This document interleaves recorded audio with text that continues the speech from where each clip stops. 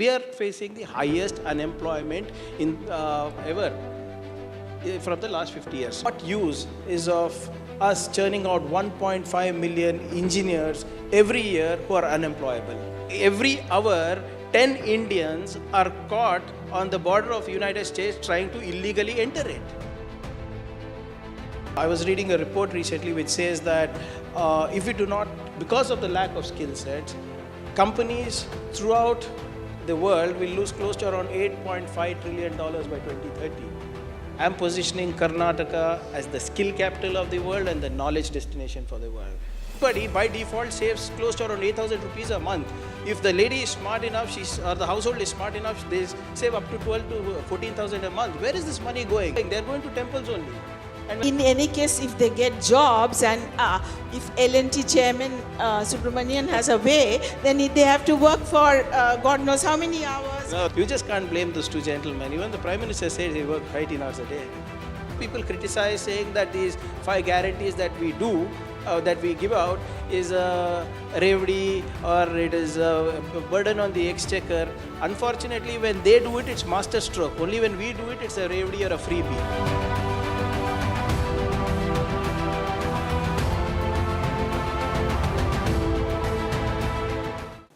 You have already been introduced.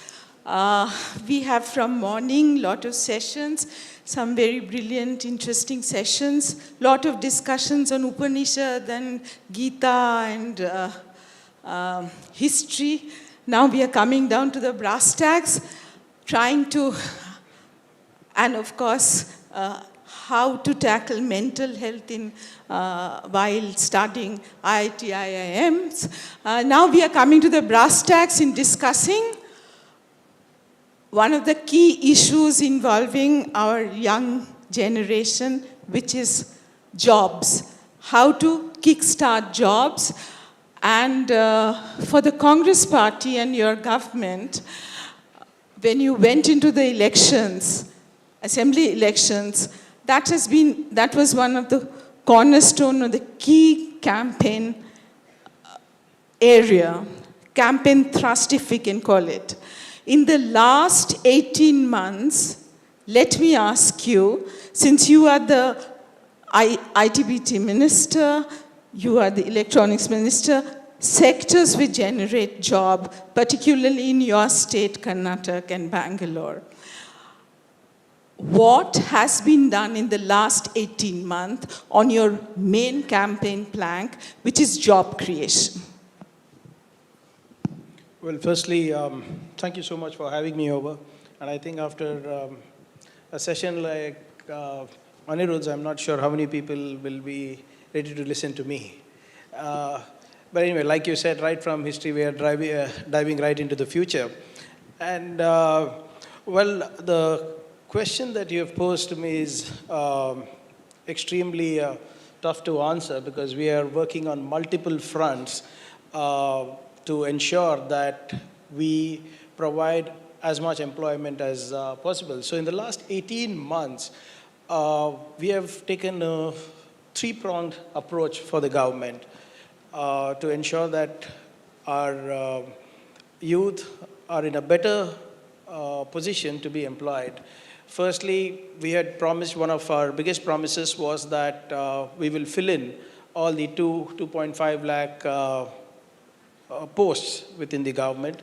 And for that, we have taken necessary steps. In fact, in my own department, we have already close to around 1,400 people have been recruited in the form of junior engineers, assistant engineers, and other designations.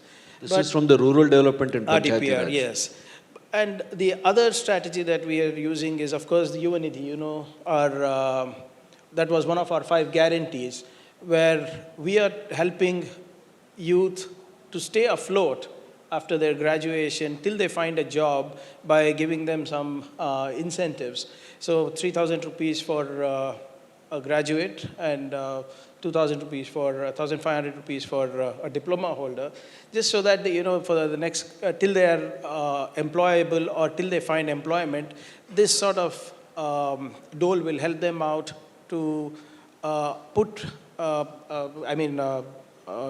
put applications, help them understand things better during that time. And the third strategy is that as a government, it's our prime responsibility to create a conducive environment for employment. So we understand that creating or giving employment is extremely difficult, but to ensure that nothing stops us to ensure that the Karnataka human resource is the most employable human resource in the world. So we have come up with a committee, a skill advisory committee for emerging technologies.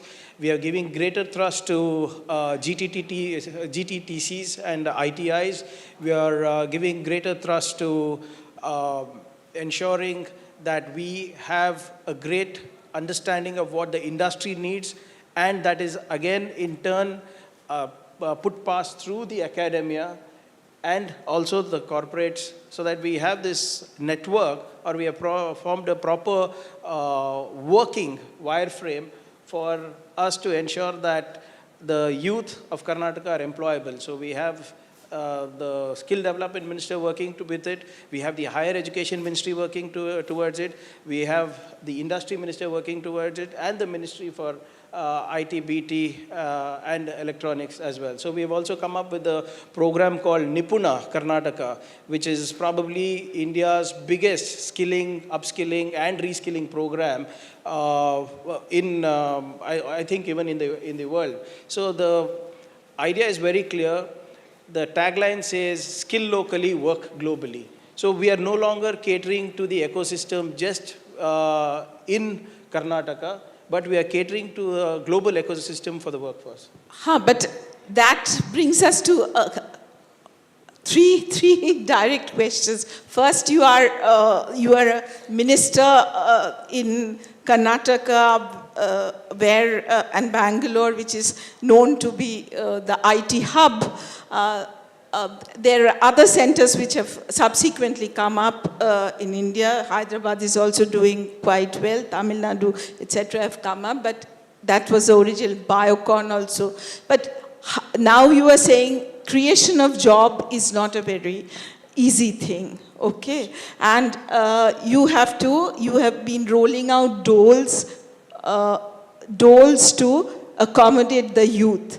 So what happens to the population dividend that we were talking about, which was supposed to have spurred growth and give us an advantage? We have a demography, there is no doubt. We have the demography dividend, we have the demography advantage, there is no doubt about that. But what use is of us churning out 1.5 million engineers every year who are unemployable?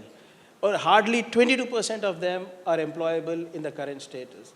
I was reading a report recently which says that if we do not, because of the lack of skill sets, companies throughout the world will lose close to around $8.5 trillion by 2030.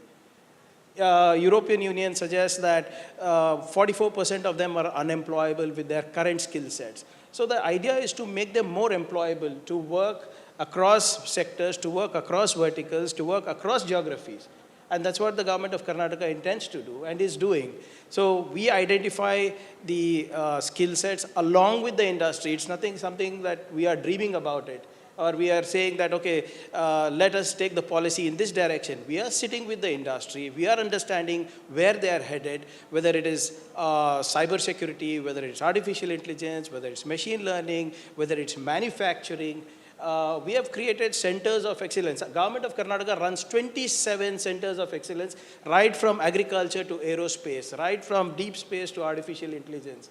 We have policies backing it, right from space tech policy, defense, deftronics policy, IT policy, BT policy, startup policy, engineering, research and development policy. We also have a global capability center policy. So we are building a very strong foundation of education, knowledge, skill sets, incubation center, backed up with policies which will ensure research, development, and innovations. So this will create jobs. It will not happen overnight. It cannot happen overnight. But we are going to ensure that we are future ready.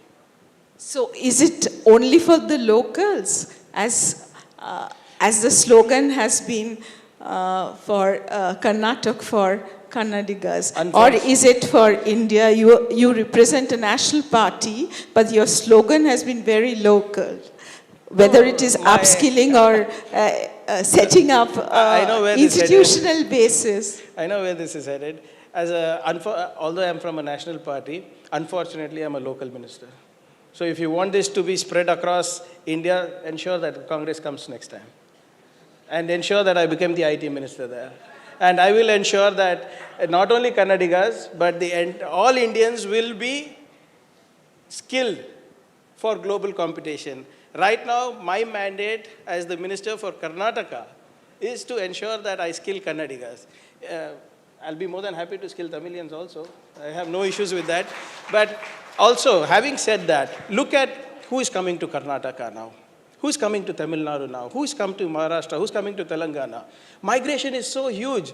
I don't think it is, the government policies are there. Of course, state government policies there are for that particular state.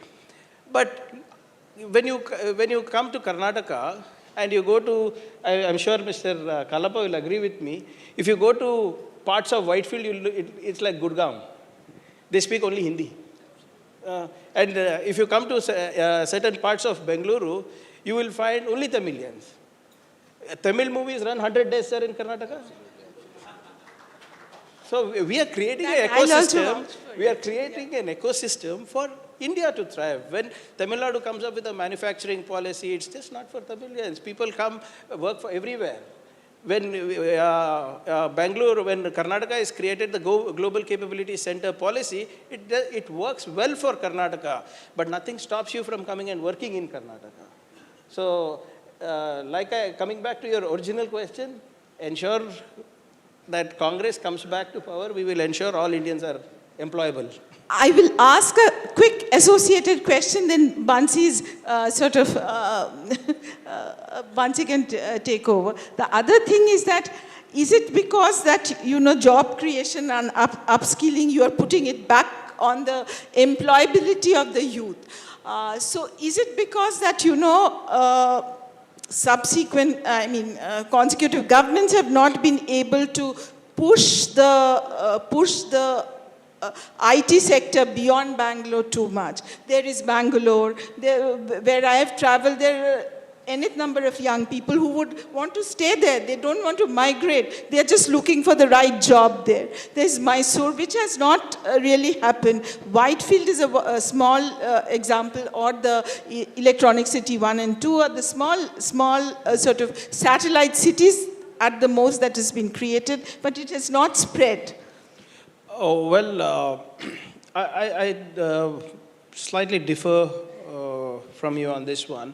Of course, Bengaluru is the answer, and jobs is it is not, this problem of employment is not limited to Karnataka. It's there in Canada, it's there in US. You heard what the President of the United States recently said, only competent people will be allowed into the country. What is the definition of competence? The definition of competence, according to me, is employability. Skilled, highly skilled, precision skilled. And I think that's what we need to do. And your second question of us building ecosystems beyond Bangalore, it's always a work in progress, and we have done phenomenally well. I think if you look at the STPI data, this year, Mysuru has turned out more than 5,000 crores in IT exports. Mangaluru has turned out more than, the Mangaluru cluster has turned out more than 3,000, 4,000 crores. The Hubli Belgavi cluster has churned out more than 2,000 crores. Of course, compared to the entire IT exports of Karnataka, which is around 4.5 lakh crores, these are just 10%, 5% of this entire thing. But it's always a work in progress. And we have a very strong beyond Bengaluru policy, where we do not give any incentives or subsidies for companies coming and investing in Bangalore. We are giving incentives and subsidies for people going outside Bengaluru. You'll be quite surprised. My Hubli, Belgavi, Dharwad cluster, which is considered one of the rural areas, has more than 500 startups registered with me. The Mangaluru cluster has more than 438 startups. The Mysuru cluster has got more than 600 startups. NTT recently bought 2 companies that are outside Udupi, startups that are outside Udupi. We run GCCs. How much of all that, the startups focus on the rural area? It was raised in one of the discussions, previous discussions, that do we address our startup or our policy sort of connect the economic growth or the fruits of these new ideas to rural India, the rural belt, or is it all part of a sort of urbanization or come towards the urban center only? It's a mix of How both. much of the startup application is? See, I think it's a mix of both. If you, what started, let's say Swiggy started in a cosmopolitan or a metropolitan like Bengaluru, but in my hometown of Kalburgi, Swiggy is there now. We have some ONDC platform like Namma Yatri where that is in Kalburgi now. I'm not talking about Bengaluru, Mysuru, Mangaluru. I'm talking about Kalburgi, where these platforms are coming up. Yes, the transition takes time. It will eventually evolve. But like you said, the playground is these urban sectors. The playground is where the catchment area is, purchasing power is, where the aspirational life is. There is no denying that. But yes, as a government, we need to constantly keep pushing corporates, industries outside the core anchor area. I mean, I get a lot of this when people keep saying that the focus is heavily on Bengaluru and stuff. Yes, the focus is on Bengaluru because that's the anchor everybody knows. But when we tell, how many of them know 10 cities of England over here? Not many. Maximum, they will know, first of course is London. Next probably they'll, because a lot of kith and kin might be living in Birmingham, Wimbledon of course. After that, after 4 or 5, you, Manchester, yeah, whatever. You start thinking after 5. And even now, what is Greater London? London is actually the original London is very small. Greater London is beyond Heathrow. What is New York now? New York is very small. The New York state goes across islands.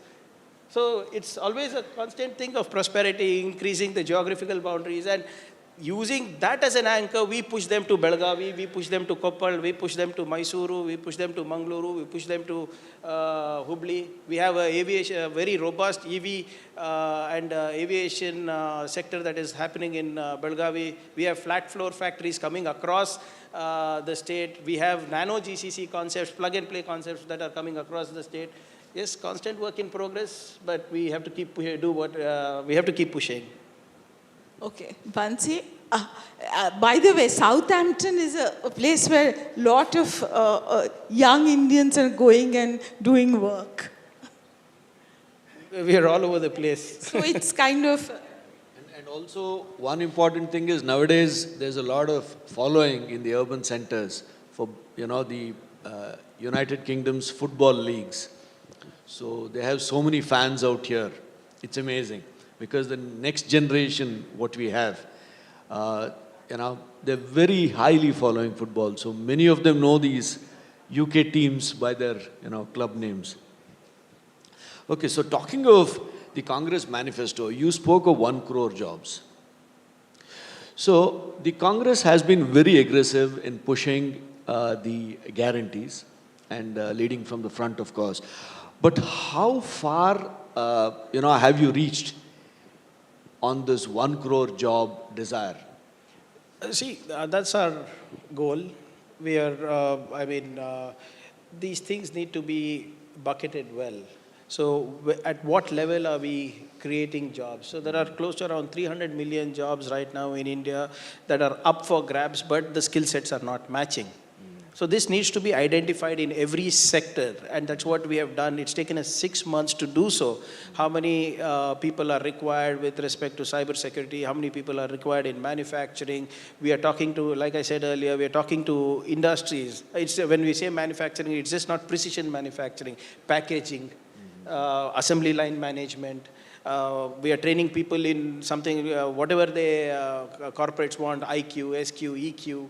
So there are various parameters that people fall short of, and we are ensuring that in each of these parameters that they come up to the average or above average level so that they become more employable. So, like I said, in the next 5 years, our target has been that, and we've crossed a year, and we have done pretty well. If you look at the statistics or the data, the third-party statistics, or even the Government of India statistics, we are one of the biggest job generators in the country right now. Thanks to our policies, thanks to our ecosystem that we are driving, whether it's in manufacturing, whether it's in global capability centers, whether it's in innovations. I think we are fairly on track. Okay. Karnataka is looking at organizing one of the biggest gyms, global investor meets. Now, until now, we've had the lull because of COVID and issues like that. But because of intrinsic challenges, how well do you think you will be able to satisfy your investor? Oh, well, see, one thing is that we have to agree is that it's always difficult to get investments in India. We are fiercely competitive, states, as a state. As soon as I say, okay, I'm getting this, one of the Fortune 500 companies into manufacturing in Karnataka, and I'm going to give land at X rate, power tariffs at X rate, Y rate, immediately Tamil Nadu is going to beat me down to it. As soon as Tamil Nadu comes up with their proposal, Telangana is going to beat it down to it. And of course, Mr. Naidu is hyper aggressive, so he is going to beat down everybody through it. So it's always fiercely competitive within India for investment. But what we are doing is, I've stopped, at least me and the industry minister and me have stopped positioning Karnataka as an investment destination. I'm very clear. I'm positioning Karnataka as the skill capital of the world and the knowledge destination for the world. We are going to focus heavily on skilling people, ensuring we have the best talent pool available for corporates to come here and do business. See, anybody can give you policies, anybody can give you incentives, anybody can give you subsidies. Subsidies can be matched, incentives can be surpassed, policies can be tweaked, but how will you develop human resource? How will you develop an ecosystem which has taken us decades? See, it's not just because you bring up a great policy that the investments don't come in. Today, if we are the fourth largest technology cluster in the world, if 65% of defense manufacturing happens in Karnataka, 52% of machine tool manufacturing happens here, if 4.5 billion electronic accessories are being exported, we are 21% of the national bioeconomy is from my state, it took us 30 years to get where we are. We have built it with a strong foundation of over 250 engineering colleges, 70 medical colleges, 44 universities, both government and private. I run 1,777 ITIs and GTTCs. Show me any other state who's doing so much. Besides that, we are running 27 centers of excellence. We have something like Indian Institute of Science, we have CV Raman Institute, we have a Brain Research Institute, we have the NAL, HL, we have the ISRO, we have the IIIT, we have the IIT. This did not, NIMHANS, yeah? Absolutely, yes. NIMHANS, Kidwai, everything. This did not happen overnight. Thanks to people like you who built it 20 years back, 30 years back. And that is why we are here now. So if you are going to tell me just by giving out incentives, subsidies, एक अच्छा policy निकाल दिया तो हो जाता है, no. That is why we are positioning ourselves as the skill capital and the knowledge capital. And still you are saying it is very difficult to create jobs. There is upskilling that is required.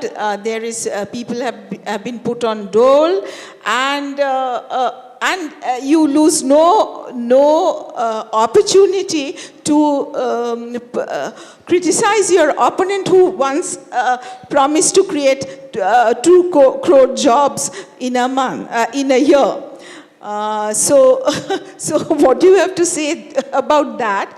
And of course, we have a very young crowd, students here, university and college students. What would you like? You are, as part of a government, you are also a policy maker, right? So what is your message to the young people who are looking for jobs? What needs to be done? See, firstly, as a government, or as any government or a person from the government, if you want to solve a problem, first you need to acknowledge there is a problem. I cannot say that the job loss is not a problem, unemployment. We are facing the highest unemployment in ever from the last 50 years. Data is saying that. You have editorials printed about that. That is a problem. I cannot say, no boss, there is no unemployment, everybody is happy, we are living in Amrit Kal, we are living in Vikshit Bharat. If that is the case, why are so many HNIs relinquishing their citizenship and going abroad? Why are every hour 10 Indians are caught on the border of United States trying to illegally enter it? Why is there so much of panic in the industry because of the H-1B visas? So unemployment is a problem. Let's first acknowledge that is a problem. Find solutions. There is enough space for it. And as a government, it's my prime responsibility to find a solution for it. So that's exactly what we are trying to do. See, we are not trying to say we are giving 2 crore jobs. I don't want to make political statements. But the point is, if you're not even going to acknowledge the problem and look for to solve the problem, then what can people expect from us? You're saying, for a lot of people criticize saying that these 5 guarantees that we do, that we give out is a revdi or it is a burden on the exchequer. Unfortunately, when they do it, it's master stroke. Only when we do it, it's a revdi or a freebie. But look at it from the economic standpoint of what is happening in the last 5-6 years. Post-COVID, like you mentioned, people have taken loans. It's becoming increasingly difficult for people to run their kitchens. The household income has fallen. The consumer price index, you know what is happening. You know the rupee is tumbled. You know, only in January, $9 billion FDI has been taken back. So our economy is in shambles. We need to acknowledge that first and get remedial thing. If you're going to say, no, everything is fine, everything is hunky-dory, and we are living in Amrit Kal, that is not right. You need to figure this out. So when we give these 5 guarantees to our people, what are they saving? 2,000 rupees the women are getting monthly. Their bus rides are free, which is put them back in the labor workforce. Then your current is free. The Yuvanidhi is again adding value. Your Anna Bhagya, which is again adding value. What are they doing with the money that they are saving? Anybody by default saves close to around 8,000 rupees a month. If the lady is smart enough, or the household is smart enough, they save up to 12,000 to 14,000 a month. Where is this money going? It's going to pay the EMIs that they borrowed during Corona. It is going for better nutrition. It is going for tuition fees of their children. People are traveling better. Where are they going? They are going to temples only. And when they go to the temple, they don't go empty-handed. No, they go take flowers, they take coconuts, they take that agarbatti and go. Local economy is being stimulated. Households' economy is being stabilized through this. People kids who were out of school are now back in school. And in any case, if they get jobs and if L&T chairman Subramanian has a way, then they have to work for God knows how many hours. No, this is unfair. And then no, this is unfair. Mr. Murthy also wants them to why work blame only endlessly. No. So from the government end, what is your view? How many hours you are making your employees? No, Mr. Satwa, this is unfair. You just can't blame those 2 gentlemen. Even the Prime Minister said he worked 18 hours a day. So how come he's not being pulled up for that? So also in our profession endlessly work.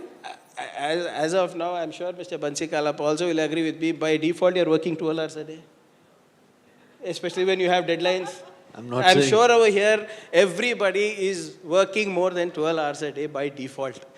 This is besides travel time. And even when you're at home, you're logging in from home. So the thing is, of course, there is a ethical labor code that is in force, and companies are free to choose. I mean, it's an individual. If I want to work 10 hours a day and hustle for 4 hours on stock market, that's left up to me. Bansi, you have the last question. We are time is... There is just one question. Yeah. Karnataka has long complained that all the big investments from Karnataka are going away whether it be semiconductors, whether it be a massive project to make EV cars, and they primarily blame one state for it. So your quick take on that. Well, again, like I said, let's not make political statements here, but it is a fact that people are being arm twisted to go to Gujarat. I know 2 semiconductor companies that were supposed to come to Tamil Nadu. Because they also they were choosing between the 2 of us, Karnataka and Tamil Nadu. But they were arm twisted to go to Gujarat. One of them went to Assam.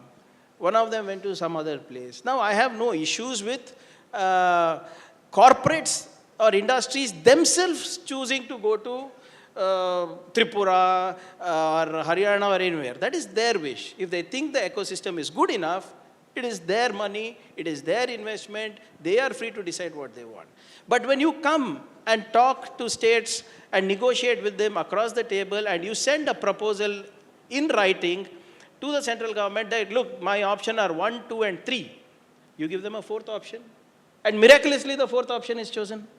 And the 4th option that is chosen has no ecosystem. Now, I'll give you an example of Micron, or the one that is coming up in Gujarat. If my memory serves me right, it's a 26,000 crore or some odd project. Half of it is being funded by central government. The other half of the thing is coming, half of that is coming from the state government, and the other half is coming from the company itself. It's like running a PSU. 80%, 85% of it is being funded by governments. And how much job are you creating? Not even 2,000, 3,000 jobs. And if I say anything, they'll say it's political. Now, 3 options diye hai, bhai, chautha kahan se aa gaya? Where are they coming up? Well, it's all about competition, as you said. And I'd it's love going to compete. I would love to compete. And it is going to part of India. Put me there, Okay. put me out It is there. not going I off am to telling Vietnam. you, only if it is competition, I am sure the southern states will do better. If it's only about competition, I will, please mark my words, whether it is in human resource, whether it's in policies, whether it is in conducive business environment, we are the ones who are leading the thing. And taxes speak for it. Forget anything else. Taxes speak for it. Combine Tamil Nadu, Telangana, Andhra, and Karnataka and Kerala versus entire North India. Entire North India. So they also need, they are landlocked part, they also need support. Absolutely. Federal structure, I am not debating that. Let us share with our brothers who are brothers and sisters in different states, but not at the cost of our own thing, right? So I'm not saying, how much does Karnataka get? If we contribute 100 rupees, I am getting hardly 12 rupees. I am saying I don't want 100 rupees. Give me at least 30 rupees. For what? I will build better infrastructure, I will create more jobs, and who is going to come here? From UP, BR only they are going to come here, no? From Madhya Pradesh only they are going to come, no? From my state also, Bengal also, people are coming. You are here, no? So you are only here, so that arrest my case. In the south for a long time, so I also wanted to ask, because there are a lot of students here, one last question. What is your quick answer on the UGC amendment? If you have a view on that. Quick, and then we will call. I don't know if you know that I also, in the other hat I don, I'm the Rural Development and Panchayat Raj Minister, and I run a university, Mahatma Gandhi Rural University, where the governor was the chancellor. So I got in an amendment so that state government gets more control. See, if UGC really wants to do what it wants to, or the central government wants to do what it wants to, let it start funding state universities, no? When the kids don't get hostel food, they don't go and sit in front of the governor or the front of the president or front of the prime minister. They go in front of the higher education minister. You are neither supporting us in any form, but you want to take away all our powers. For what? How is it helping? I really want to understand, by bringing in this new UGC guidelines, how is it helping create a Vikshit Bharat? How is it bringing in the Amrit Kal? I don't know. It's been 10 years of Make in India, Skill India. Show me any data that shows it's gone up. As you only said, it will take some 30 years. So we are in the works, as they say. Okay, we'll call. Is there any questions? But it is already, I can see Prabhu is already very looking at me and saying I'm overshot time. Is there any quick question? Any question anybody wants to ask? Is there a question? Thank you very much. Yeah, you are lucky. I'm sure there'll be many Yeah. questions. Yeah. Thank you so but, much guess for your we are We have patience. overshot time. Totally Thank you short very of much time. for coming. Really, thank you. Thank you so much. If I We may- also wish to thank Mrs. Shruti Karge, who's here, who's very graciously agreed to come to our event. Would you like to come here, ma'am? Okay. If I may call upon Mr. Prabhu Chawla to extend our heartfelt thanks to the Honorable Minister. Thank you so much for joining us today, sir. We've answered a lot of questions, and of course, a lot of questions also shared on this very stage, ladies and Nobody gentlemen. has asked the question I am going to ask. Very short question. Good governance depends on political stability. In your state government, every day there is a change, to talk about change in the government. Chief Minister will come or not. How stable is your government? We are 140 of us, close to 140 of us, extremely stable that I can come and attend Think Edu. You have come because every day why they are talking about change in the government. I don't know, maybe New Indian Express should stop covering those people. Stop covering those people. That message is not coming from the CM, that message is not coming from the DCM, that message is not coming from the AICC president, none of them. There is no change in leadership. Absolutely Not not. going to happen. Absolutely not. Thank you. On that wonderful note, a round of applause, ladies and gentlemen, for our speaker. If I may request Mr. Prabhu Chawla to felicitate him and extend our heartfelt thanks. As we do that, let me also take the opportunity to let you know that we have currently crossed 3.4 million views on our Daily Hunt platform. Ladies and gentlemen, so to all our virtual attendees, a very special thanks, and glad to see that you are enjoying the platform as well.